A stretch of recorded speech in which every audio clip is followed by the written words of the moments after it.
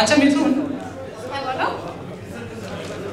খুব গান বাজনা হচ্ছে, নাচ টাচ হচ্ছে, সব কিছু হচ্ছে, হ্যাঁ সুন্দর সুন্দর নাচ হচ্ছে, এই যে এরকম নাচ, রাইট? এটাকে কি বলে? নাচ বলে, রাইট? এটা তো অবশ্যই নাচ।